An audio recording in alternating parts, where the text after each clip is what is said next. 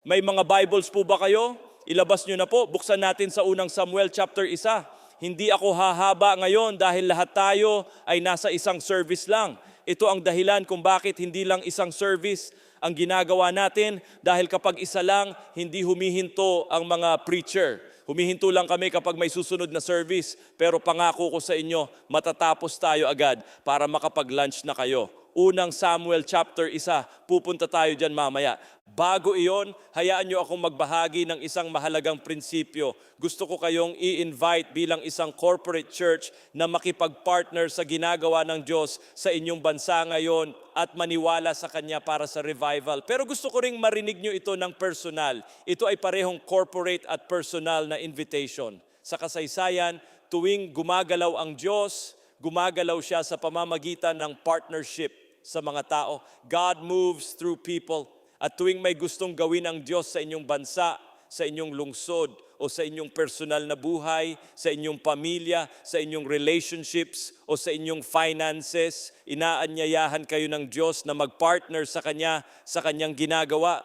Makinig po kayo rito, walang kahit isang revival sa kasaysayan na hindi nagsimula sa pag-invite ng Diyos sa isang tao o grupo ng mga tao na makipag-partner sa Kanya. Palaging nagbibigay ng invitation ng Diyos. Sinasabi niya ang gusto niyang gawin at pagkatapos ay inaanyayahan niya tayong mag-partner sa Kanya. Nangyayari ito sa buong bansa, sa buong church at maging sa bawat individual. Lalapit ang Diyos sa inyo at sasabihin niya, ito ang gusto kong gawin sa marriage mo. Pero kasabay ng invitation na iyan, sasabihin niya rin, kung gagawin ko ito, kailangan mong makipag-partner sa akin. Ganon din ang nais niyang gawin sa inyong finances, sa inyong kalusugan, at sa inyong hinaharap. Kaya ngayon, magiging napaka-practical ng aking mensahe. Paano nga ba tayo nakikipag-partner sa plans and purposes ng Diyos? May mga plano at layunin siya para sa mundo at sa buhay nyo. Pero kailangan niya ang inyong partnership. Kasama ko pa ba kayo rito? Sa unang Samuel chapter 1, makikita natin ang kwento kung saan makaka-encounter ni Eli si Hannah. Napakahalaga ng kwentong ito dahil isisilang ni Hannah ang isang lalaking nagngangalang Samuel. Si Samuel ay hindi karaniwang bata lang. Siya ay isang propeta na maghahanda ng daan para kay King David sa Davidic Kingdom. Naniniwala ako na si Samuel ay larawan ng church ngayon na tinawag na maging isang prophetic people na naghahanda ng daan para sa Messianic Kingdom. Kung ang Davidic Kingdom ay larawan ng Messianic Kingdom, ang buhay natin ay dapat na maging katulad ni Samuel na naghahanda para sa muling pagbabalik ng hari. Amen po ba? Magsisimula tayo sa unang Samuel chapter 1, verse 12. Si Hannah ay kasal sa lalaking nagngangalang Elkanah, na may isa pang asawa. Baog si Hannah at sarado ang kanyang sinapupunan. Samantalang ang isa namang asawa ay nagkakaanak ng marami. Dahil dito, naging desperado si Hannah sa harap ng Panginoon dahil gustong-gusto niyang magkaroon ng anak na lalaki. Umiiyak at lumalapit siya sa Diyos. Ngunit naguguluhan ang kanyang asawa dahil mabait naman ito sa kanya. Tinanong siya nito, Hannah, bakit ka malungkot? Hindi ba mas higit pa ako sa 10 anak na lalaki? Sa isang talata, sinubukan ni Hannah na ngumiti, pero sa susunod na talata, makikita nating muli siyang nakadapa sa harap ng Diyos. Hayaan niyo akong sabihin ito sa inyo ngayon, para sa ilan sa inyo rito na nakakaranas ng delay sa mga pangarap at pangako na nilagay ng Diyos sa inyong puso, may dahilan po iyan. Sinusubukan lang ng Diyos na pukawin ang isang matinding desperasyon sa loob niyo. Gusto ng Diyos na magkaroon kayo ng pagnanais na magpapatira pa sa inyo sa Kanyang harapan at magtitiwala sa Kanya anuman ang mangyari.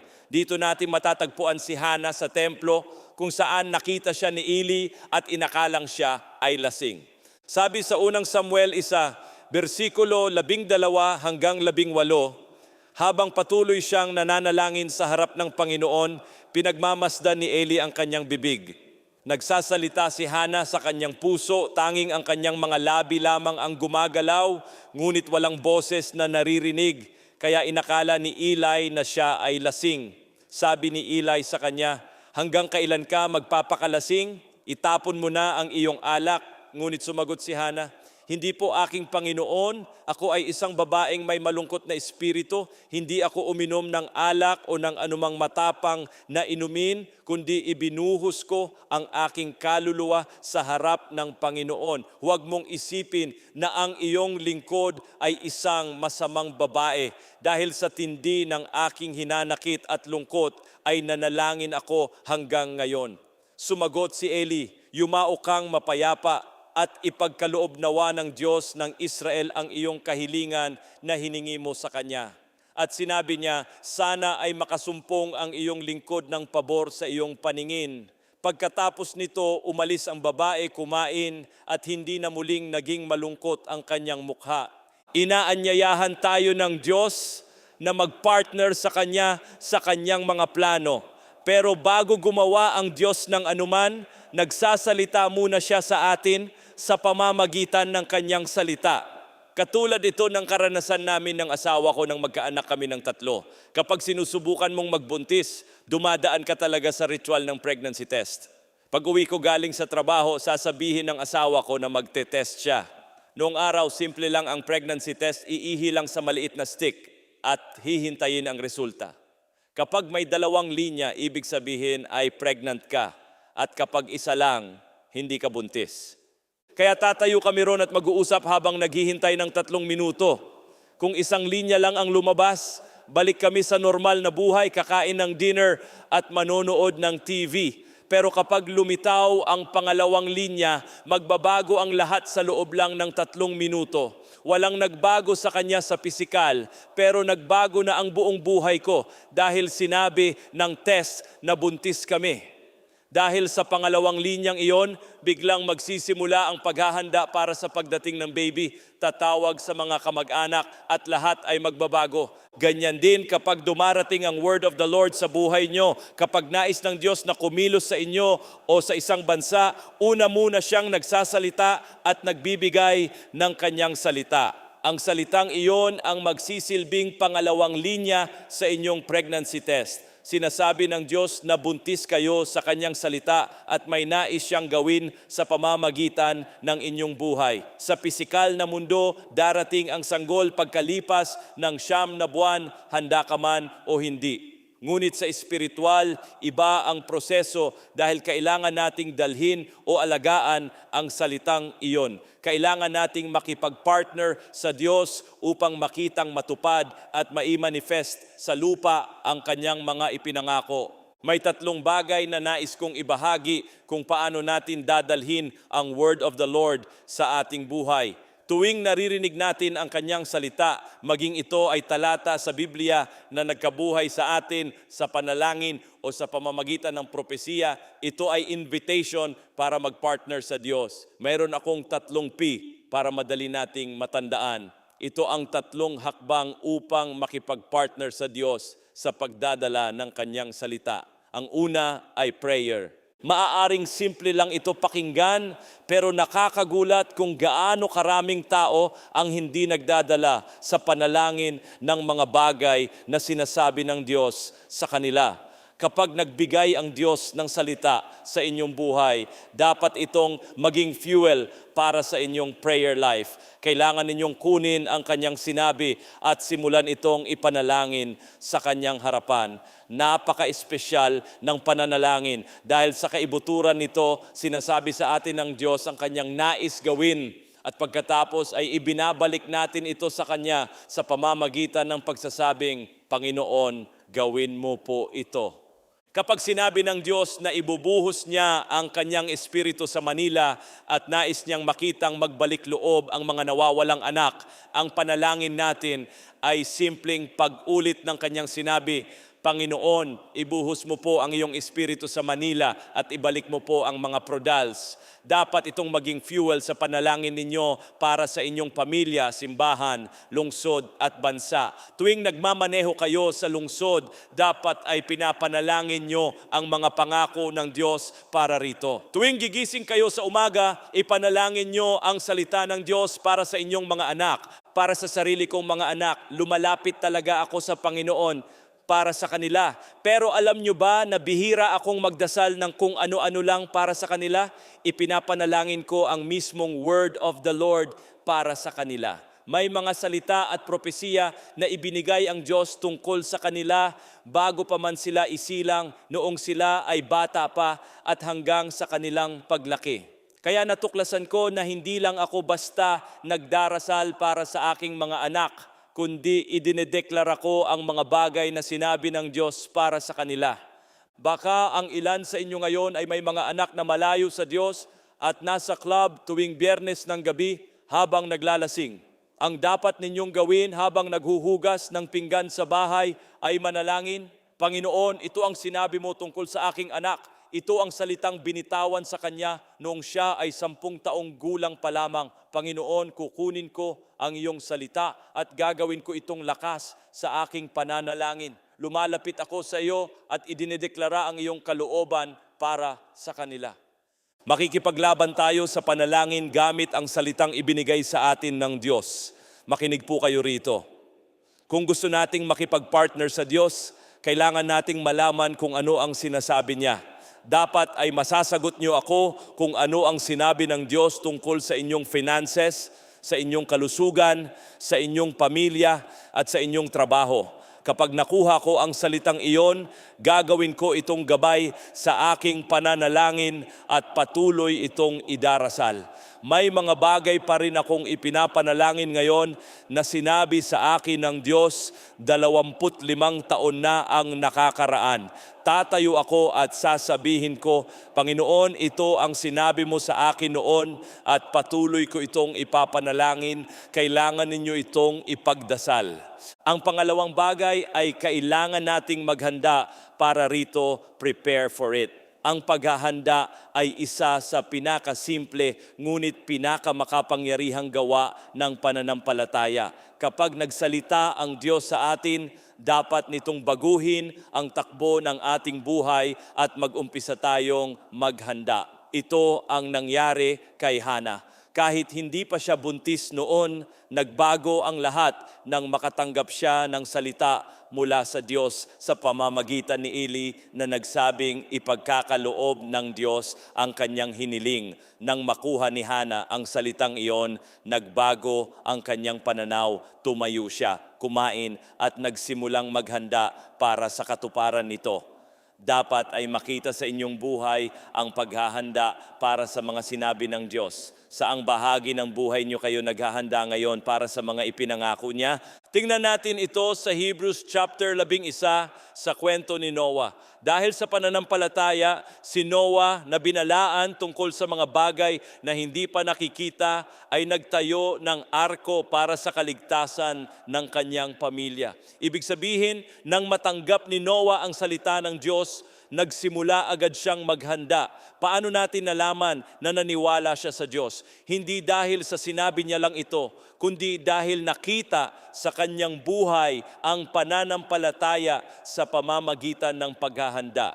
Medyo mabigat itong pakinggan, pero maraming tao ang nagsasabing naniniwala sila sa Diyos, ngunit hindi naman ito nakikita sa kanilang pamumuhay dahil wala silang paghahanda. Dapat ay makita sa ating buhay ang pagtatayo ng arko bilang patunay ng ating pananampalataya sa salita ng Diyos. Noong maliliit pa ang mga anak namin, may diskarteng ginagawa kami ng asawa ko. Kapag pagod na kami sa bahay at kailangan naming maglinis, pero pareho naming ayaw gawin, nag-iimbita kami ng ibang mag-asawa para kumain ng dinner. Alam naming mapipilitan kaming maglinis kapag may bisitang darating. Halimbawa, kung inimbita ko si Pastor James para mag-dinner sa Miyerkules at pumayag siya, sasabihin ko sa asawa ko na darating sila. Mula sa araw na yon, makikita sa kilos ko na naniniwala akong darating siya. Maglilinis ako ng bahay at mamimili ng pagkain sa grocery. Pero kung si James ay kilalang hindi sumisipot sa mga usapan, hindi ako maglilinis ng bahay o bibili ng grocery dahil hindi ako naniniwalang darating talaga siya. Ang paghahanda ko ang nagpapatunay kung naniniwala ako sa kanyang sinabi o hindi.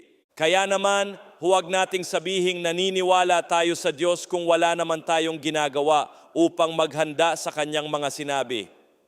Kung nag-aalinlangan kayo o nasaktan noon, Maging tapat kayo sa Diyos at sabihin ang nararamdaman nyo. Ngunit tandaan na ang tangi at tunay na pananampalataya ay nakikita sa paghahanda. Katulad ni Hana, dapat magbago ang takbo ng ating buhay dahil naghahanda tayo sa binitawang salita ng Diyos. Kapag nagbigay ng salita ang Diyos, hindi ito automatikong mangyayari nang walang ginagawa. Kailangan ng inyong partnership. Hindi tayo pwedeng basta umupo lamang at maghintay ng walang ginagawa habang umaasa sa kanyang mga pangako. Tingnan natin ang kwento sa 2 Kings chapter 4 tungkol sa balo na lumapit kay Elisha dahil sa malaking utang na iniwan ng kanyang asawa at kukunin na ng mga nagpapautang ang kanyang mga anak bilang bayad. Tinanong siya ni Elisha kung ano ang mayroon siya sa bahay at sinabi niyang mayroon siyang kaunting langis. Inutusan siya ni Elisha na humiram ng maraming lalagyan o vessels mula sa kanyang mga kapitbahay. Nang magsimula silang magbuhos ng langis sa mga lalagyan, patuloy ang pag-agos nito hanggang sa mapuno ang lahat. Nang wala ng lalagyan, huminto rin ang pag-agos ng langis. Ang paghinto ng milagro ay hindi dahil sa naubusan ng langis ang Diyos, kundi dahil naubusan sila ng lalagyan. Ang antas ng inyong paghahanda ang nagtatakda sa laki ng outpouring na matatanggap ninyo. Dapat ay maging abala tayo sa paghahanda tulad ng pagtatayo ng arko at pagtitipon ng mga lalagyan. Hindi nagbubuhos ang Diyos ng kanyang pagpapala sa mga lugar na hindi handa. Para sa marami sa inyo, may ginagawang paghahanda ang Diyos sa inyong buhay ngayon, kaya makipag-partner kayo sa Kanya. Makikita nyo rin ito sa inyong mga pastor at leader ng simbahan. Kapag may ibinigay na salita ang Diyos, nagsisimula silang maghanda upang masiguradong may sapat na lalagyan para sa Kanyang outpouring. Ang ikatlong P ay kailangan nating ipahayag o proclaim ang Kanyang salita. Sana ay talagang paniwalaan natin ang sinasabi ng Biblia tungkol sa kapangyarihan ng ating mga salita. Sabi sa Proverbs 18, verse 21, ang kapangyarihan ng buhay at kamatayan ay nasa dila at ang kakain ng bunga nito ay ang mga nagmamahal dito. Madalas kapag nagbibigay ang Diyos ng kanyang mga plano, ang mga lumalabas naman sa ating bibig ay sumisira o nag-undermine sa mga ito sa halip na makipag-partner sa Kanya. May kapangyarihan ang bawat salitang binibitawan natin. Ang panganay kong anak na babae ay 27 taong gulang na ngayon. Noong pinalalaki namin siya, gusto namin siyang maging isang confident na bata. Kaya gabi-gabi, bago siya matulog, ay pinapaulit ko sa kanya ang mga salitang, I am loved, I am fearless, I am blessed, I am strong.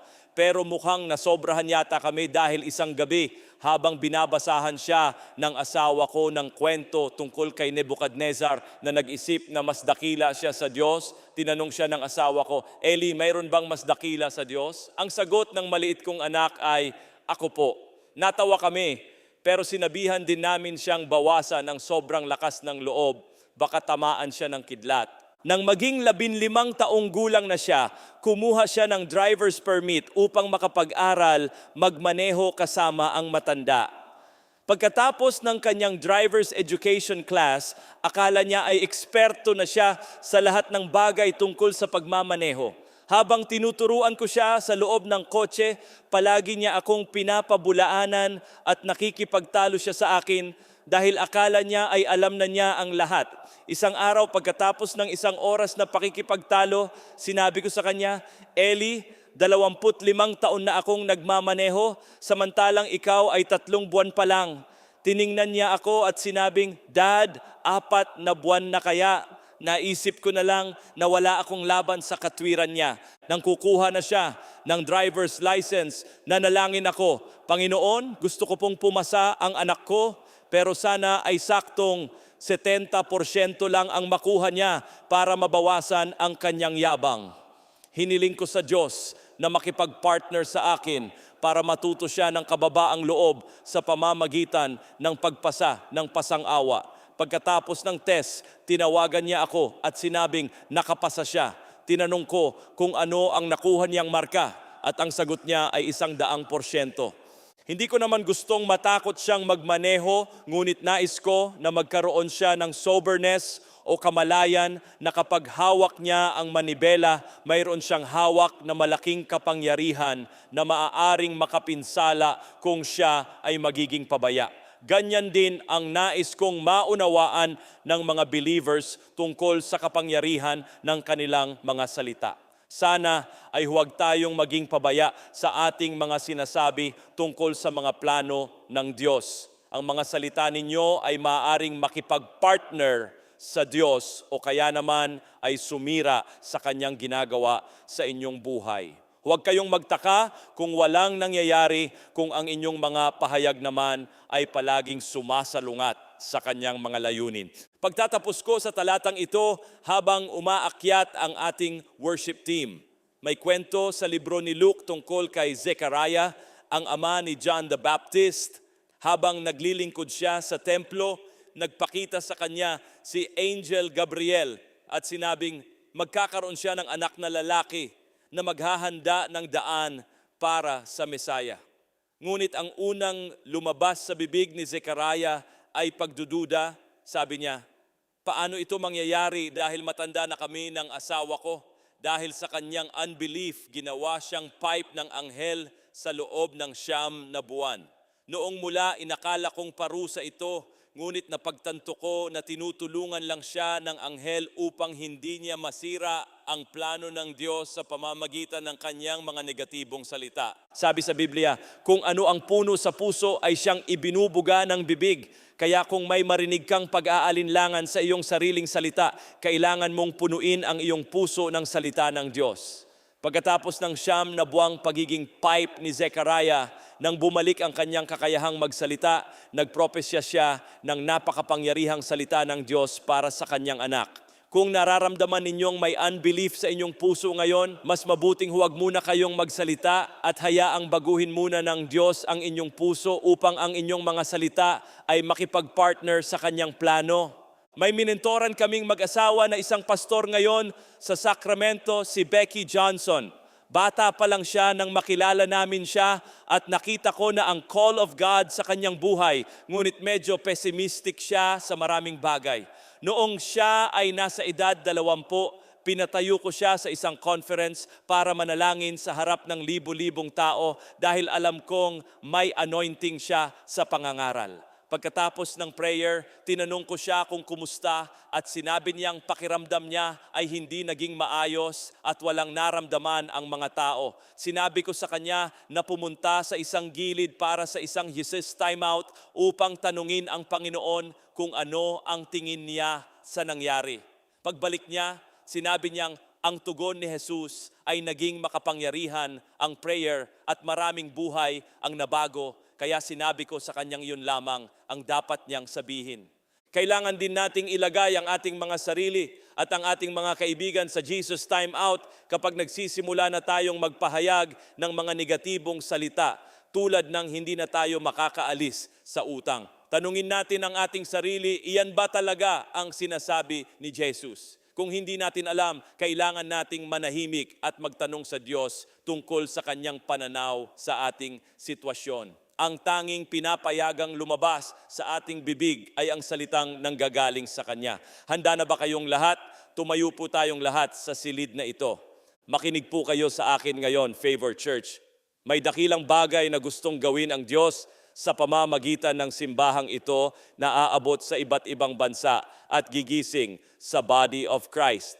Gagamitin ng Diyos ang simbahang ito para sa isang malaking harvest of souls. Sa inyo namang personal na buhay, may nais gawin ng Diyos sa inyong pamilya, kalusugan, hinaharap, trabaho at paaralan at inaanyayahan niya kayong magpartner sa Kanya upang mangyari ito. Magsasalita ang Diyos sa inyo at magbibigay ng salita na magsisilbing pangalawang linya sa inyong pregnancy test. Natanda na kayo ay buntis sa Kanyang mga pangako. Kailangan nating makipagpartner sa Kanya sa pamamagitan ng pananalangin, paghahanda at pagpapahayag ng kanyang salita. Kahit tingnan kayo ng iba na parang baliw kapag idineklara nyo ang salita ng Diyos sa Pilipinas, sa kabila ng masasamang balita, sabihin nyo sa kanila na pinipili ninyong ihayag ang kanyang sinabi dahil may kapangyarihan ang inyong mga salita at pinipili ninyong magpartner sa Diyos. Bago ko ibigay ang oras kay Pastor James, nais ko muna kayong bigyan ng 30 segundo. Ang ilan sa inyo rito ay kailangang mag-repent dahil ang inyong mga salita ay hindi umaayon sa sinasabi ng Diyos. Hilingin natin ang kapatawaran ng Diyos sa ating mga unbelief at hingin na punuin niya ang ating mga puso ng kanyang salita upang ito ang lumabas sa ating mga labi. Sumabay kayo sa akin sa paghingi ng tawad sa hindi natin pakikipag-partner sa kanyang ginagawa at mag-commit na ituwid ang ating mga pahayag ayon sa kanyang salita.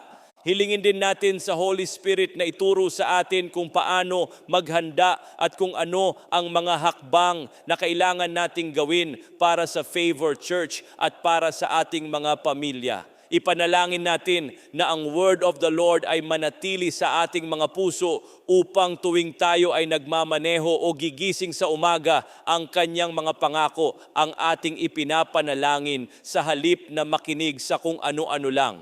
Huling panawagan para sa mga may mga anak na malayo sa Panginoon o mga prodals na lumaki sa Christian home ngunit nawawala ngayon. Itaas niyo po ang inyong mga kamay ng may lakas ng loob upang maipanalangin natin sila.